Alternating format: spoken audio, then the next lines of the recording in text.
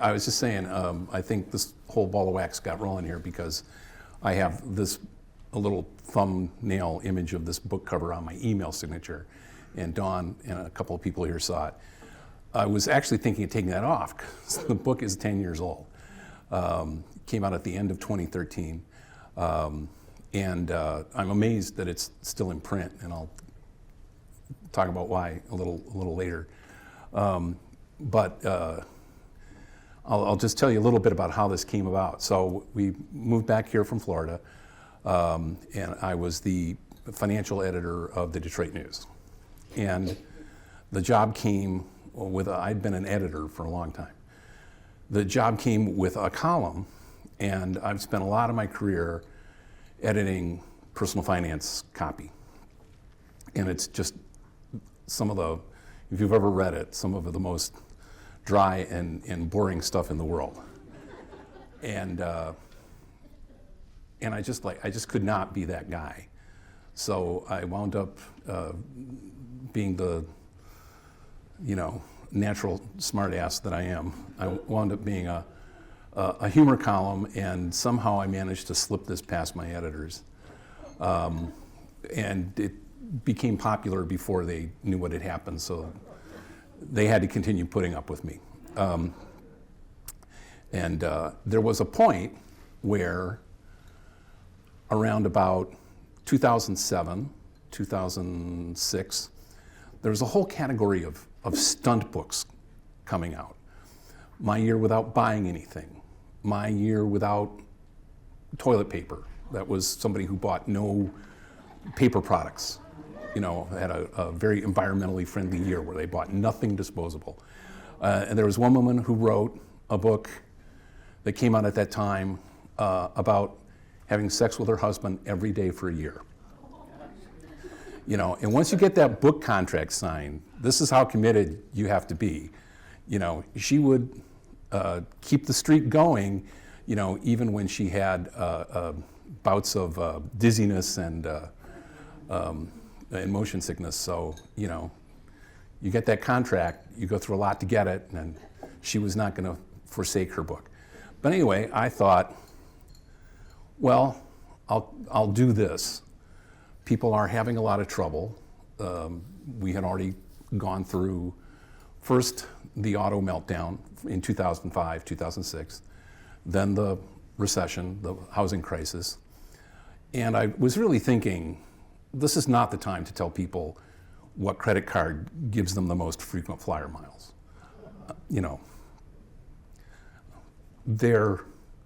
People are losing their homes through no fault of their own. They're calling me, asking me what to do. They come home and there's a sheriff's notice. And I'll get to a little bit of that as well later. And I just felt people needed something really concrete at a time, which was, which had to be immediate. So the idea was, let's see if this works, and I hope it does. Oh, wait, back. All right, well, that's off to a good start. Excuse me. There, so the idea was I would take the 10 largest categories of my family's spending, and I would, for 10 weeks, try to cut $100 out of it, cut $1,000 of our spending. And my editors bought this project, which was interesting because I think there was a point where they thought I had already figured all this out, and I hadn't. So there was a point where there was a lot of concern that I might not make the 1,000. But we were already like 3 episodes into this, so they couldn't pull the plug. But anyway, this was what had happened because one thing I had to explain to people when I started promoting the book was, Michigan had already been in a 1-state recession before the housing crisis. And so this is what had happened, 800,000 jobs. The Detroit, Michigan jobless rate had been higher than the national rate for 2 years straight. And you can see what happens when, the car interest takes a hit. At the beginning of the recession. 2007, it dropped 500,000 units to 16.5. And I remember, at the newspaper, people panicked because that was terrible. Well, then you see what happens is eventually we get down to less than 11 million light vehicle sales in North America. So things were pretty bad. And the idea was, you need cash. In a crisis, you need cash. So cut your spending. And in fact, it's not the matter of when you do that, it's not a penny saved is a penny earned. You're actually saving more because you're not paying any tax.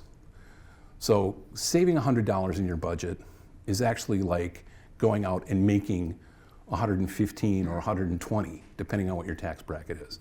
It's really effective. It makes your savings last. It helps you deal with whatever crisis is going on.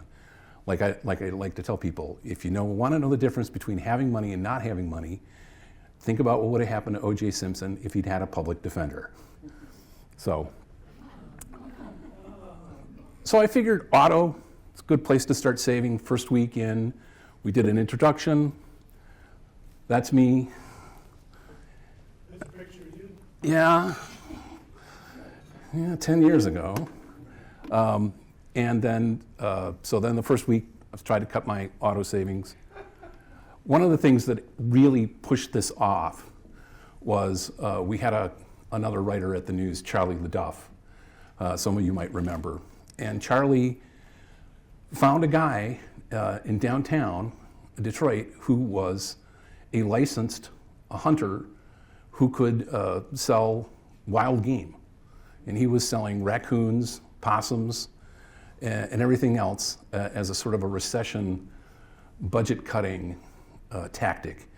And when I read that, I was like, this is getting serious, because we interviewed the guy who was doing it. And first off, it's like, wait, they have a state license for this? You have to get a state license so you can go out and shoot squirrels and sell them to your neighbors? But he had a license, and the thing about raccoon is he said, it tastes like mutton. And I'm like, that is not a way to sell it, guy. I mean, you don't see ads on TV, mutton, it's what's for dinner. I mean, I've only ever heard of mutton because my father was in the Navy and it was not complimentary about mutton. So I'm like, oh my God, if people are doing this, we gotta start getting serious about this. So we start the project off with great fanfare, and I tackle the automotive transportation category, and I cannot save $100. I saved like $42 because, as you can see, I was driving a 1995 Buick station wagon that had been long paid off, so there wasn't a lot of savings to be found, other than driving my wife's Honda 2 days a week to save on gas. Unfortunately, one of those days was a day when I was also speaking to laid off UAW workers in Pontiac, which was not really a great place to pull up in a Honda. And in fact, I wound up driving 3 blocks away, parking at a church, and walking back to the Union Hall, hoping nobody noticed. So anyway, this caused great consternation by my editors. But eventually, things did right.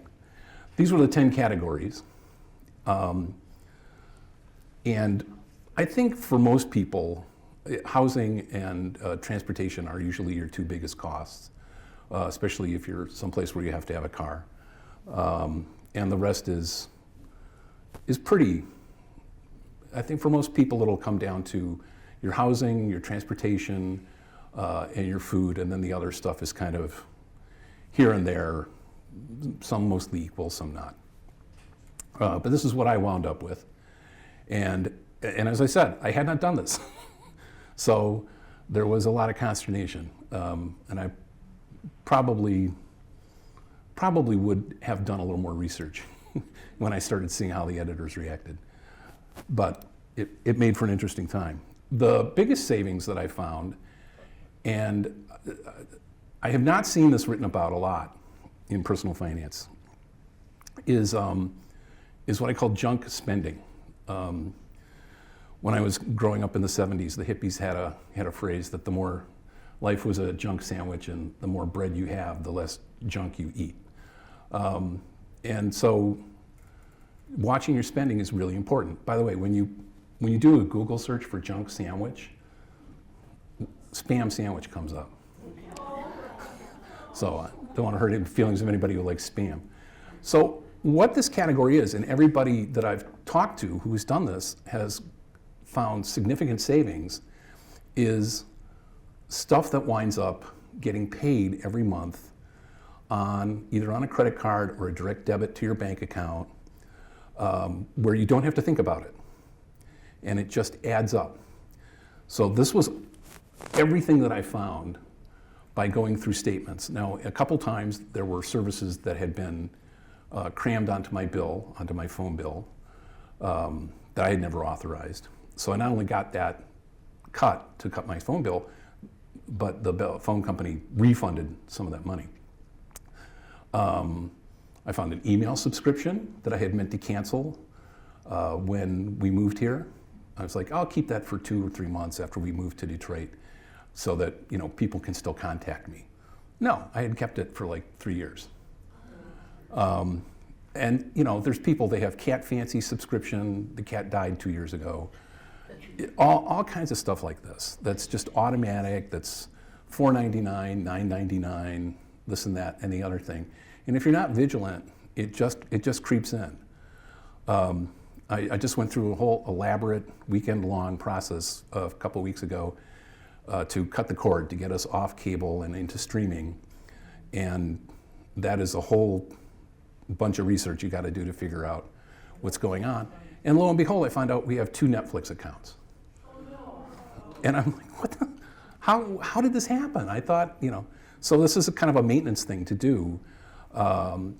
Like I say, you might find some stuff that's been added that you don't know about. Sometimes with some utility bills, I found things that were free when I signed up, or with insurance, like glass coverage was free, but then my policy renewed the last time, and it was another $5 a month. So no thought from me was involved in, I didn't say, yeah, charge me $5 more. It just showed up. So this has been probably the best thing everybody who's ever tried this device has done, is like, oh my God. Because you have a lot of stuff where it's the first 3 months are free and you can cancel at any time, but you got to give a credit card up front. And this is what they count on. So I got through all 10 categories, and I was short because I had saved housing for last with the idea that I would refinance our mortgage to a lower interest rate. Interesting thing happened. By this point, after the housing crisis, my home appraised for less than the down payment. Because the only homes that were being sold were foreclosures. This created a big problem for a lot of people because it's not legal to use foreclosures in a evaluation for a home for sale, but those were the only comps on the market, so this is what people were doing. And this is another reason that a lot of people got burned because they couldn't sell when they needed to. They could have had equity in their homes that they could have touched to get out of financial trouble, but they couldn't borrow it. You could not. They valued my home at $170,000, and I'm like, vacant land in Sylvan Lake, my property is $60,000. You couldn't buy the materials to build that house for what they valued the house at. So anyway, I had to kind of cheat. Which I did. And one of the things that I found out is there were 2 categories that I did save money on. Was we had this old boat. We live on a lake. You got to have a boat. What's the point? You're a writer, so you have a crappy old boat. And I was just paying whatever I had to fix it, to keep it going, which would, some years would be high, some years would be low. That particular year, it had averaged out to more than $200 a month. But when I looked at my overall costs, if I had just saved $145 a month, I would have had a nice little savings fund to pay for those repairs instead of having to go scrape up the cash right away. So that was kind of a last-ditch effort that gave me the final $10 to put me over the line. A lot of it was just common sense things. Some of it is I found it very instructive because I did find a way to save $1,000. My thing was, if you do this with your big major recurring costs in your budget, you're going to have savings all the time, right? So a lot of people, they will shop like a demon because they need tires, right? And man, you got $70 off tires, that's a big deal. But how often do you buy tires? That's $70 every 3-4 years. If you can get rid of one cable channel, that's $120 a year for the rest of your life. So that was the kinds of thing that we were looking at.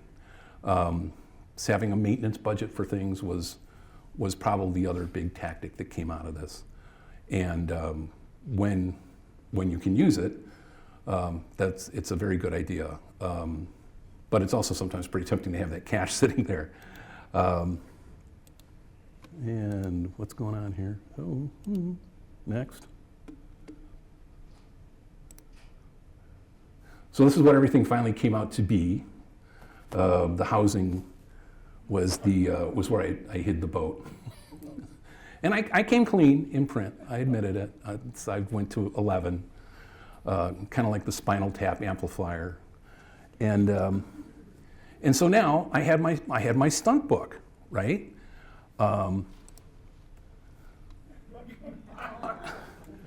I won awards with the columns, and in fact, it was the person who runs the Knight Bagehot Fellowship at Columbia University who called me to tell me I had won this award. It was actually the first time they gave that award out. And one of the first things she said to me was, "This should be a book." And I was like, "I know, that's the idea." But nobody wanted the book. So I wrote a book proposal, which is no small thing to do. And having just come off a fellowship in finance, oh boy, the competitive analysis in this book plan, man, I went to town. This would have been an honors grade in the entrepreneur studies program at Columbia. When an agent finally did look at it, he threw that entire section of the proposal out. He said, "It's a finance book. They're book editors. They know what that is. You don't need to tell them their own business." And so I kind of just, gave it up. I waited 6 months. There was one agent who wanted to take the book, but he wanted me to delve into the emotional nitty-gritty of imagining there must have been like huge power struggles in my marriage over money, and to kind of, I think he kind of wanted it to be the eat, pray, love of budget books, and I was like, it's a budget book, we don't fight over money, we don't have any. It's going to be a really thin book. And then, and you never know, the I Ching says, chance furthers the prepared.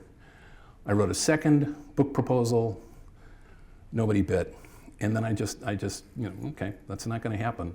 The guy without toilet paper for a year, he got a book deal, I didn't.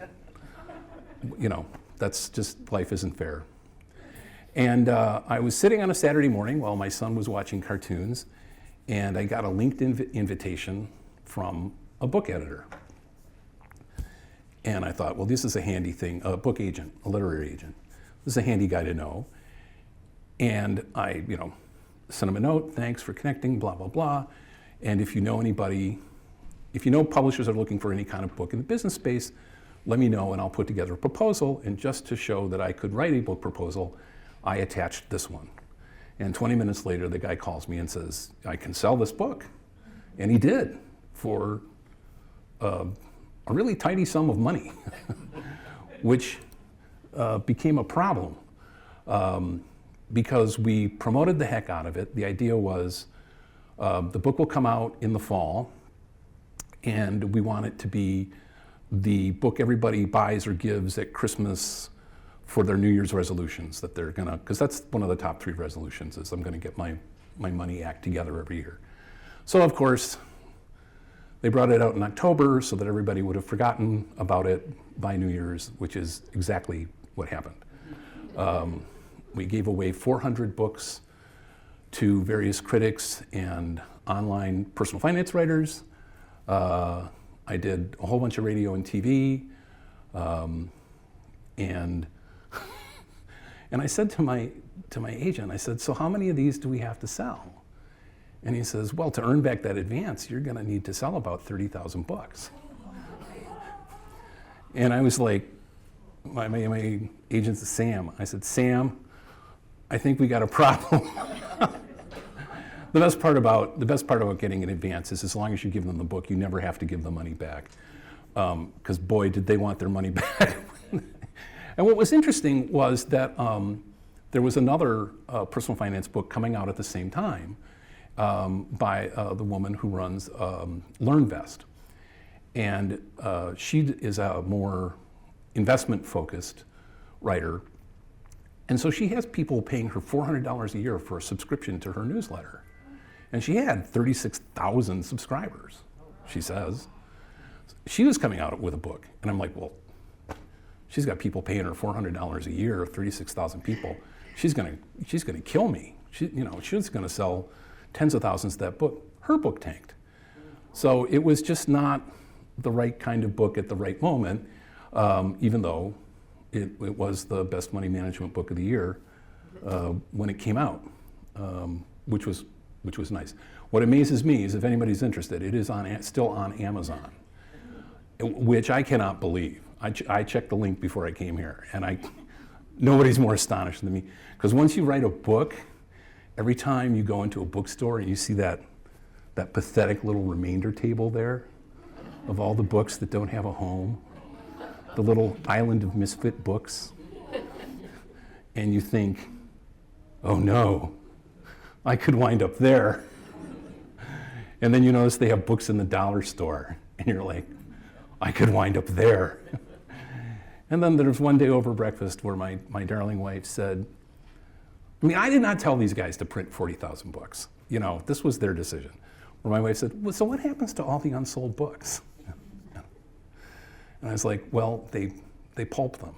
They just pulp them and bleach them and turn them into new books that will never sell, I guess. But anyway, it did get me here, and it did wind up. I wrote a lot of guest blogs. I've heard from a lot of people, the people who did buy it, and it helped them out. And I kind of thought, after 10 years, this is a little dated. But it seems like we might be heading into a new era of uncertainty where people will definitely want to, they will want to put a lot of bread around that junk sandwich. So one of the things that I hope you guys don't mind if I take this opportunity, because I don't feel that the story has really been told. There is a big assumption that the real estate industry in particular, and not to offend anybody in the real estate business, sold during this recession, and lenders also, that it was irresponsible borrowers who got loans they couldn't afford, couldn't pay them, and caused the crisis. This is really not true.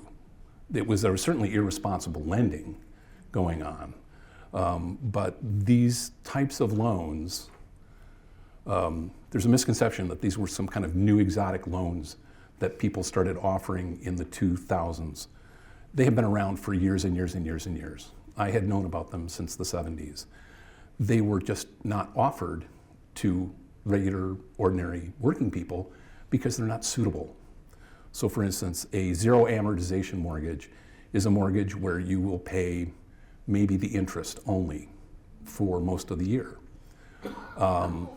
This is a great mortgage if you're a partner in a law firm or a consultancy or on Wall Street, because you don't get a very big salary, but you get a huge bonus.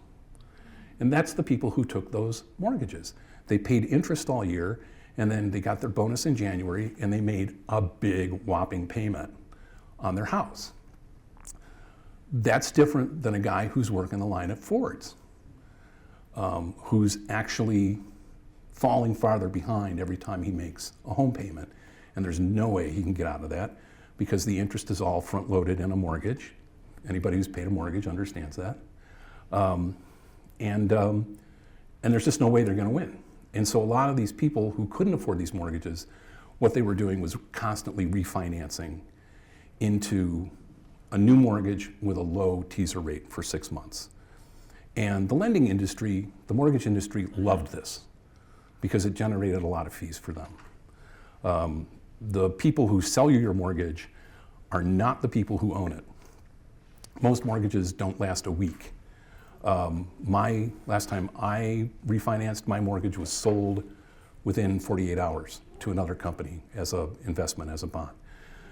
So what was going on was all the stable mortgages also got caught up in this. All the 30-year conforming, 20% down, make your payment on time, plain vanilla everyday mortgage, all got swept up in this. And then it got worse because with the economy in the tank, a lot of people lost their jobs. You know, as you will recall, they couldn't make their house payments. So those went into foreclosure. You couldn't work out a forbearance program because the loan servicers, the people who actually handle your loan payment every month, are a separate entity from the bank, or at least a separate department at the bank. And loan servicing is not a big business. It's not a profitable business. It's a highly automated business, and they make a tiny percentage of your payment every month. And for that, you know, they send you a bill, they bank your payment, they distribute it to the right people, they keep the escrow fund, they keep all the records, they pay the insurance, they pay the taxes, they do all that bookkeeping, and it's fairly automated. Typically, the default rate on mortgages in the United States is somewhere between 1% and 2%, not 20%. So these people were overwhelmed. They're not loan counselors, they're not financial experts, they're basically clerks. And what the government did was they made these guys responsible for figuring out how to help all these borrowers. So the Troubled Asset Relief Program, you might have heard of it, TARP. Now, this was probably a well-intentioned program, but it was obvious very early on that it was not going to work.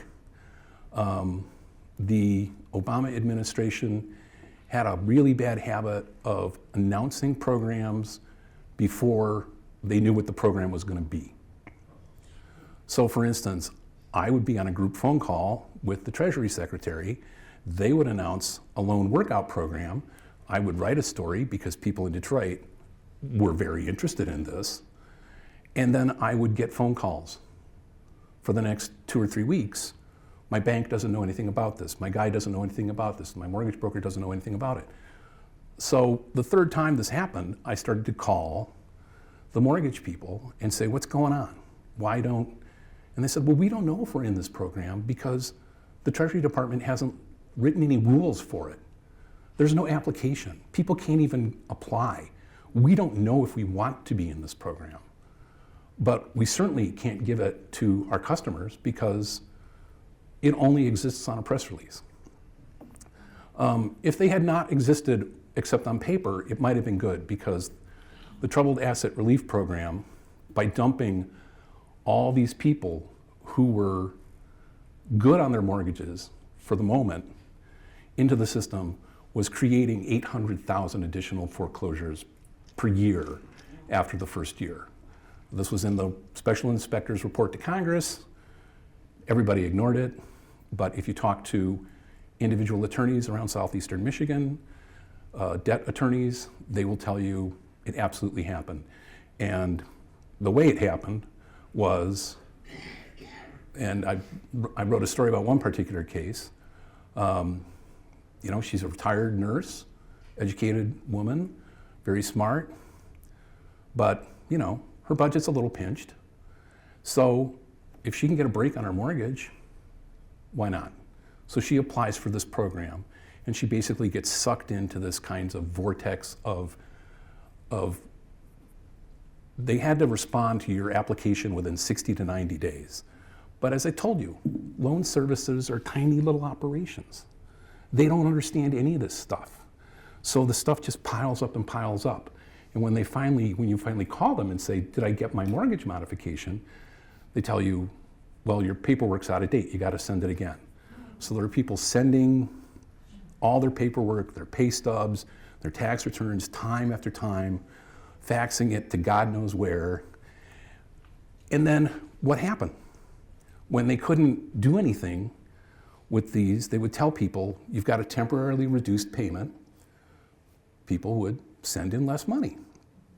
At the end of it, with the deadline and the government breathing down their necks to modify these mortgages, because they did have some incentives, it was easier to just foreclose and deny them. So what would happen is you would go, people I know went 2 years paying significantly less on their mortgage. They get denied for their temporary modification. It's not going to be permanent. They owe all the money that they didn't pay, plus interest. Oh, and we didn't tell you, every month we reported you as making a late payment to the credit bureau because it was a less than full payment. So now your credit has taken a huge wallop. You have 2 years of over 90-day late mortgage payments. And creditors don't like that because they know that the last thing to go is the mortgage, right? And so those people wound up in foreclosure. Now, having been a fellow to the MBA program at Columbia, I met a lot of sharks. I mean, the 10 journalists who were in this program to learn about finance and business, and sometimes we would get together for drinks after a day at the business school and we go, you know, we're going to be writing about these people in 4 or 5 years, but not the way they think. It's going to be like indicted. And so when I saw a report that said investors lose $88,000 on average on a foreclosure, all I could think was, if those guys are losing 88 grand on each foreclosure, the guys I went to business school with would not let foreclosures happen for very long. And it took me about a year of reporting to find out that basically this entire foreclosure system, the way it was built and the way the solution was created, I mean, you can see where it's going. The answer is obvious. They made money from foreclosures. They made more money foreclosing than they got by helping a workout. Foreclosure is easy, fast, simple. Doing a workout on a loan, doing a permanent modification is very complicated. So it's much easier to foreclose. And the fact that you make a lot of extra money with a foreclosure. And so we got vertically integrated law firms specializing in Michigan. There were a couple of them. They would get paid by the loan insurer. You've heard of, you know, Freddie Mac, Sallie Mac, all those guys, the VA. They would get paid a fee to foreclose. These are law firms that just do debt collection. But they were vertically integrated. So for instance, the leading firm here in Southeast Michigan owned part of the Detroit Legal News. Well, that's where you have to publish the foreclosure notices. And you have to do it for 4 weeks straight. And it is a lot of words. Legal ads are incredibly lucrative for a publication. And Detroit Legal News is the one place you put Wayne County foreclosures. So he's getting a cut of that. He's doing an estimate on the home every 90 days for the purposes of foreclosure. The foreclosure is going to the sheriff's sale. Oh, the Detroit Legal News also represents the banks at the sheriff's sale. And then this law firm also owns a realty firm that sells the foreclosed houses. So they don't care what the government pays them for the foreclosure. They get all this other money. And so they need foreclosures to feed this beast. They're not gonna do a lot to help you out of your problem. Because again, they're not gonna make as much money. I have a business card from this law firm that says loan counselor for this attorney. That's illegal. You cannot be a debt collector representing yourself as a financial advisor or a loan advisor or anything other than I am a guy here to collect this money or take you to court. And so a lot of people got caught up in this. You shouldn't, as a consumer, you shouldn't have to understand any of this stuff. This is why we have a legal system. At any rate, that's enough about that. I could go on. Just ask Jody.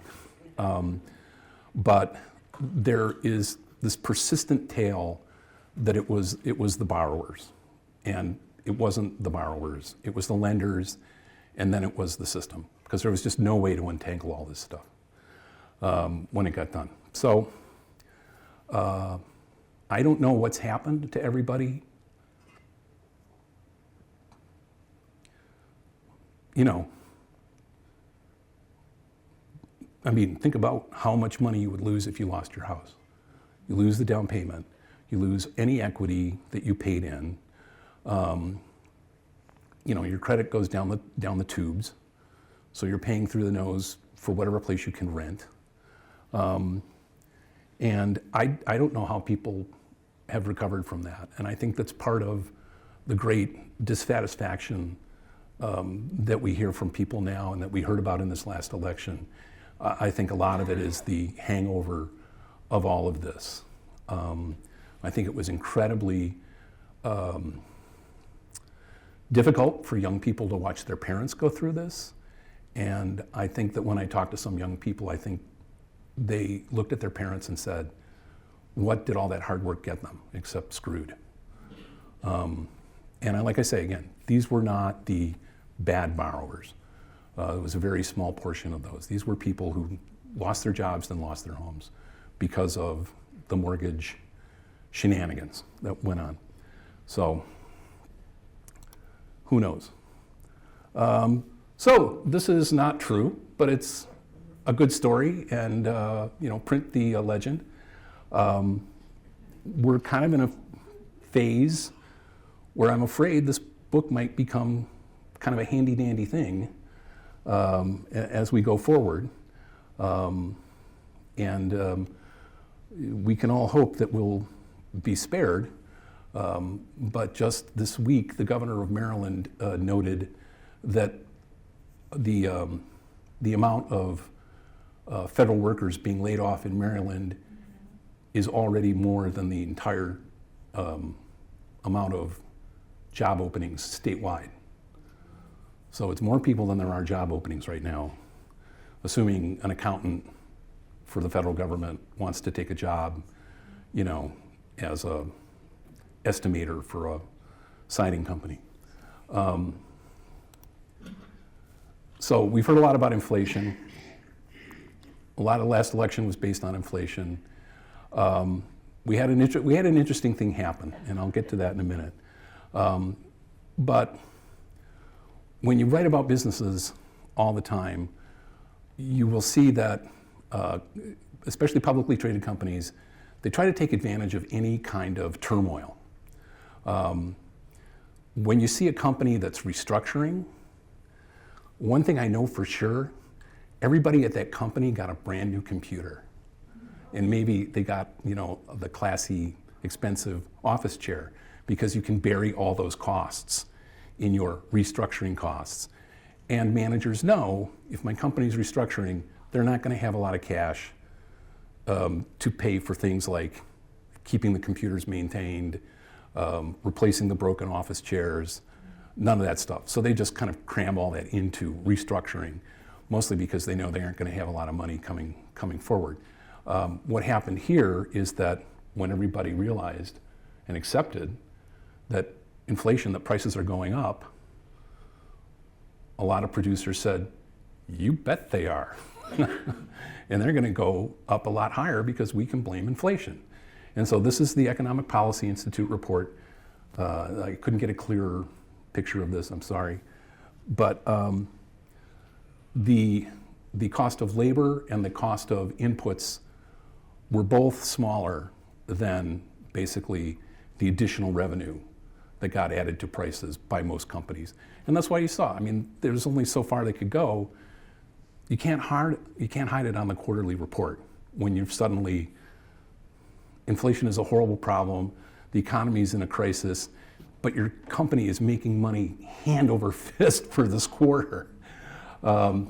So inflation was a problem, and it's always a problem. This was supply inflation. And as long as you've got enough stuff out there, it really doesn't matter how much money is in the economy if there's enough stuff for people to buy. It's when there's a shortage of stuff that prices typically go up. The idea that we kept waitresses from being evicted by giving them money during the pandemic when their restaurants were closed, the idea that created inflation is nuts. It kept us from having another housing crisis, but we already have another housing crisis because of the last housing crisis. So this is a big thing in inflation. And oddly, if you ever want to spend a lot of time contemplating inflation, if you don't take my job. But there's a lot of weird things with how this is done. It's an economic indicator. It's not a speedometer. It's kind of like an old Boy Scout compass.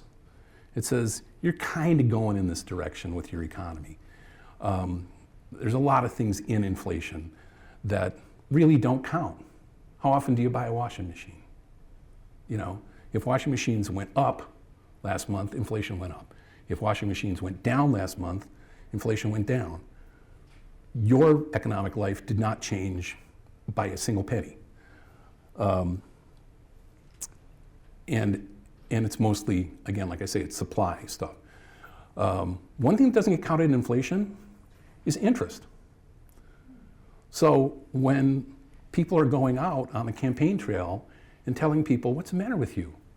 Inflation is down. No, it isn't. My company transferred me. I had a 3% mortgage. Then they transferred me to Louisville. I have a 7% mortgage now. Inflation didn't go down, inflation went up. That doesn't count in inflation. The housing price does, and here's what's happened with housing. When a lot of those foreclosures happened, one, as we saw around Detroit, a lot of that housing stock just was lost, was not worth saving. And then a lot of it got bought by investors. There were people bringing in tours of Chinese investors who were buying foreclosures in lots that were prepackaged by people. Those are rentals, so that's not available for sale. And since then, some very large hedge funds have also gotten involved in buying properties as rentals. So what happens?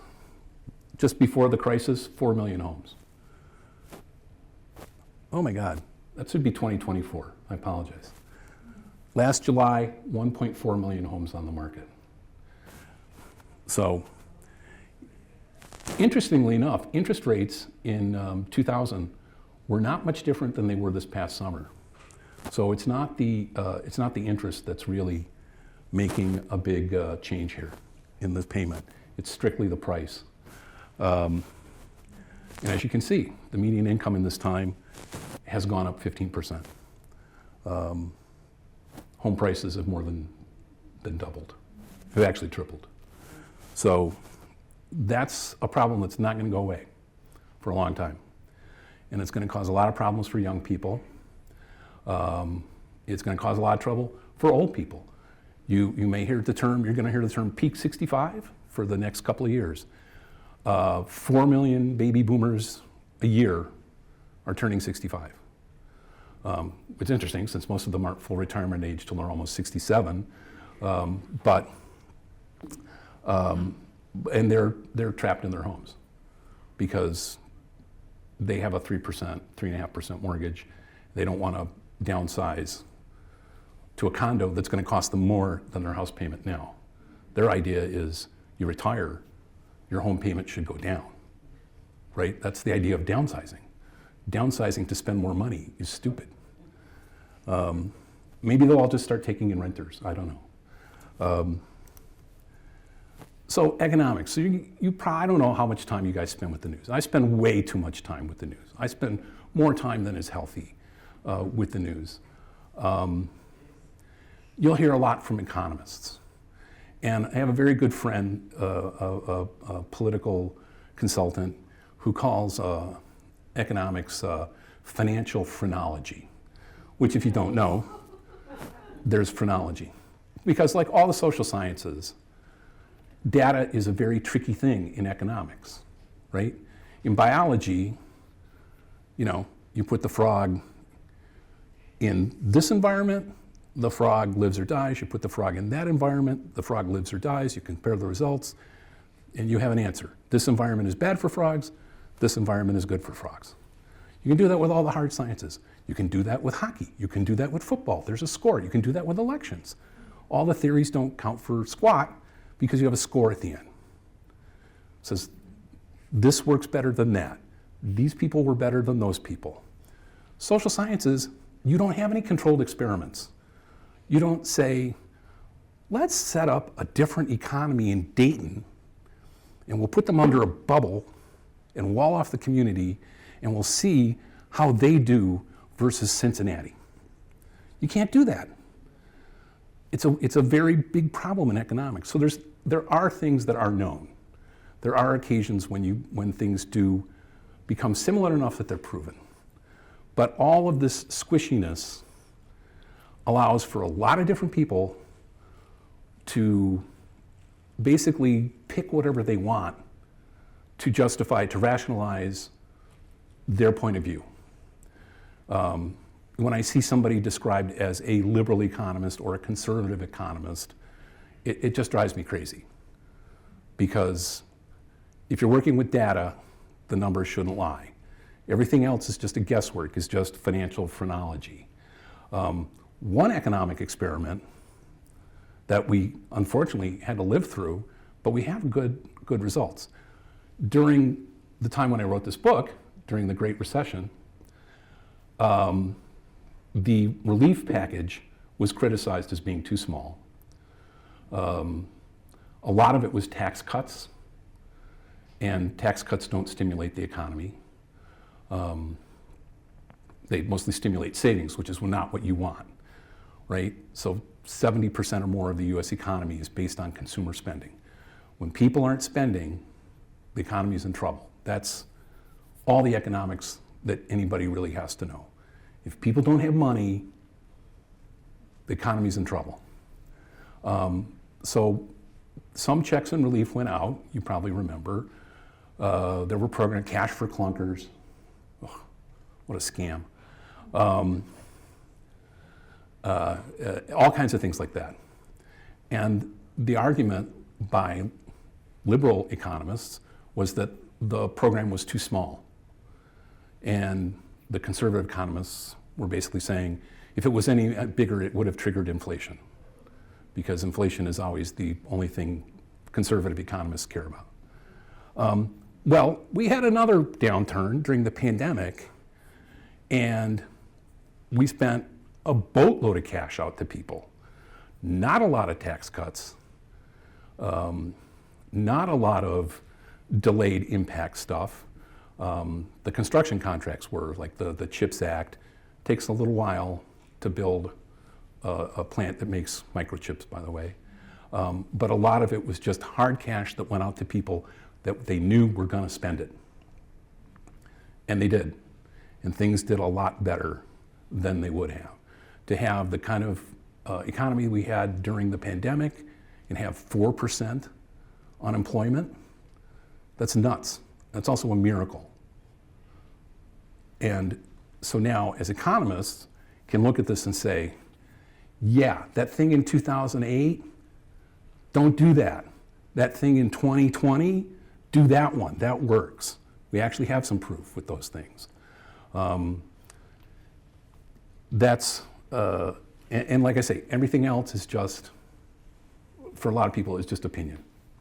And they're just rationalizing what they want. You know, this is some strange economic research that got sent to me. It was basically having a lot of money, not like being comfortable, not like having a six-figure income. Having a lot of money tends to warp people's personalities. That might be a handy idea to keep in mind these days. But also, one of the persistent things that I've had to put up with my entire career in business writing is dealing with business executives who think they ought to run the country. Now, everybody thinks they ought to run the country, but business executives really, really do. And the one thing that's been really harmful out of that is when these guys stand around and say, you need to run the country, you need to run the state, you need to run the city like a business. No, you do not. It is not a business. We do these things because there is no business that wants to do those things. Nobody wants to deliver the mail to every house in America. That's crazy. That's nuts. No private company wants to do that. That's why we have a postal service. It loses money. No kidding. No kidding. You know, we don't make money on our roads either, but without them, we have no economy. Without communication, we have no economy. A bunch of the stuff that I buy online, even though I try to buy locally, comes in the mail. Doesn't come by FedEx. Comes in the mail. You know, privatize the post office, which you'll be hearing a lot about very soon, means, you know, people in the UP, you get your mail once a week. That's it. They privatized the mail service in Sweden, and they now only have home delivery every other day. Most packages take 2 weeks to get where they're going. So a lot of business people know something about one little part of the business world. You take them out of that part, you take a real estate guy out of real estate and you put him in manufacturing, oh boy, is that going to be, and we saw this with Chrysler, right? When the Cerberus guys came in, when the hedge fund guys came in, and talking to other reporters during the car meltdown, you know, there was a lot of, I don't understand. Why is it, you know, why can't they manage their companies better? What's going on with this? And so these financial Sharpies took over Chrysler and promptly ruined it. Turned it into bankruptcy. Because those of you who work in the auto industry know that building a car is not an easy thing. I would try to explain to people, I said, you have to understand. I said, you go downstairs and you look at your Audi 5000, because we both know that's what you drive. And I said, look at the door. What has it got? 60 parts? They come from 3 different continents. They have to fit every model of your car that's built that year. They have to last at least 8 years.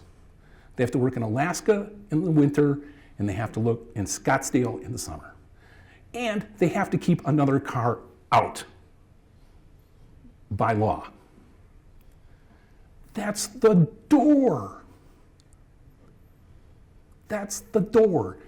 You wake up in the middle of the night with the best idea for a $1 million seller car. You can't put it on the road in less than 2 years, because that's how complicated it is to run a car. So when people say, you know, I know how to do this, A lot of them don't. A lot of business people, quite honestly, if you read the business press, a lot of business people don't really know how to run their business. They get lucky for a while.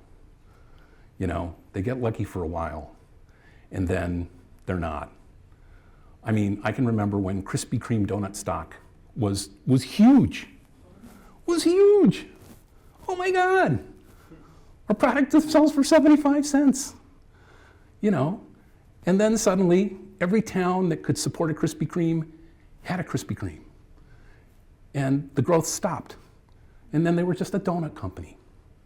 But the investors didn't want a donut company. They wanted a high flyer.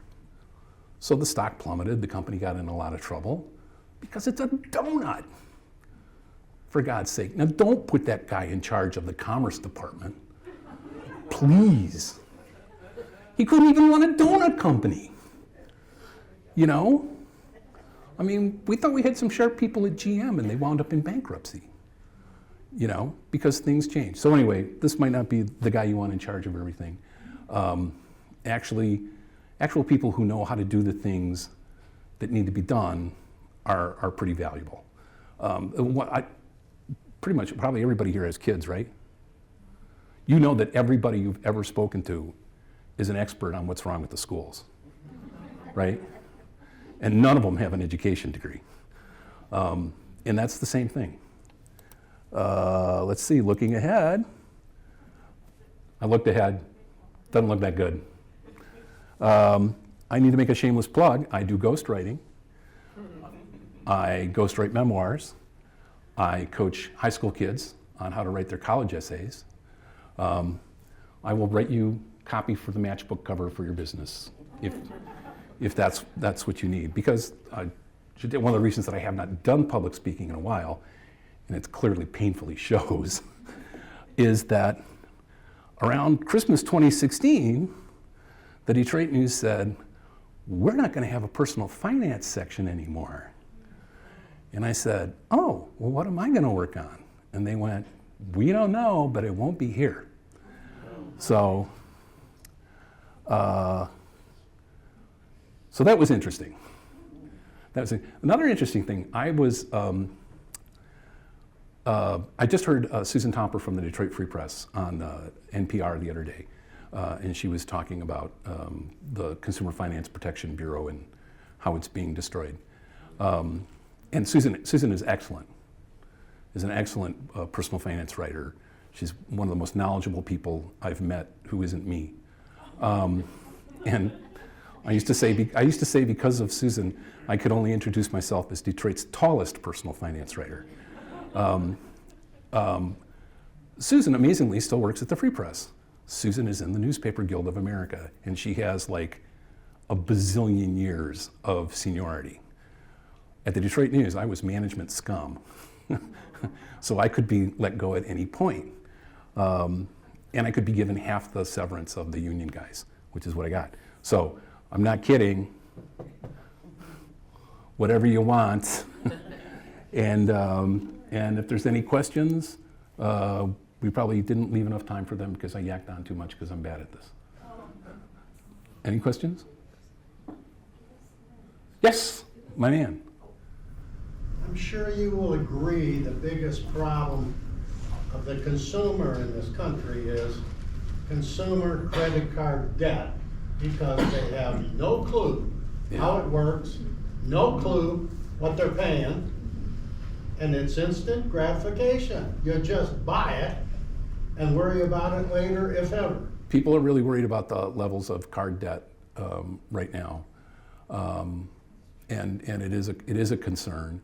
I'm just now talking about the Consumer Finance Protection Bureau. One of the things that they brought about was at least that part on the credit card statement where they disclose, if you pay the minimum, you'll be paying this debt for 17 years. If you pay this amount, you will pay it off in 3 years. We're just going to have to hope people start seeing that notice and paying attention to it. Like I said, 70% of the economy runs on consumer spending. And so I don't think people ever get that message about thrift. Our parents did because they came up through the Depression.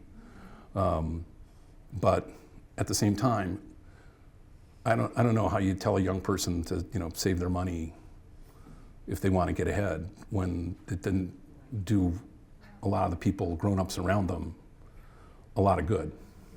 But like I say, life is a junk sandwich. The more bread you have, the less junk you eat. So be careful with your money. It's a good time to have a lot of cash on hand during any time of uncertainty. And I am certain that I need to shut up. So thank you.